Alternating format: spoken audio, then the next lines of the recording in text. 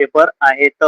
हाय scoring पहा आता गुगलचा जर विचार केला तर पहिलाच प्रश्न आहे, दिलेल्या पर्यायापैकी योग्य ते पर्याय निवडून विधाने पूर्ण करा व उत्तरपत्रिकेत पुन्हा लिहा.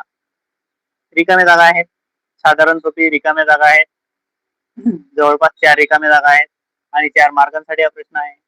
तर रिकाम्या जागा तुम्ही स्वाध्याय म्हणून बी करू शकता. हो ना? रिकाम्या जागा जर तुम्ही स्वाध्याय म्हणून केल्या तर तुमचे 4 मार्क व्यवस्थित होऊन जातील. म्हणजे हे 4 मार्क तुम्हाला मिळतीलच मग. पहा कशा आहे स्वाध्यायामध्ये प्रत्येक स्वाध्यायामध्ये 2-2, 3-3 रिकाम्या जागा आहेत. तुम्ही त्या प्रत्येक स्वाध्यायाच्या म्हणजे ऑप्शन पाठ न करता डायरेक्ट एकच उत्तर पाठ करून टाकायचं. तुम्ही त्याच्या ऑप्शन मधलं एकही उत्तर पाठ करून टाकलं तरीही तुम्हाला तो मार्क मिळून देते. म्हणजे तुम्ही प्रश्न नाही पाठ केला तरी त्या ऑप्शन मधलं एक उत्तर जरी पाठ केलं किंवा हे ऑप्शन मध्ये उत्तर आलेलं आहे तर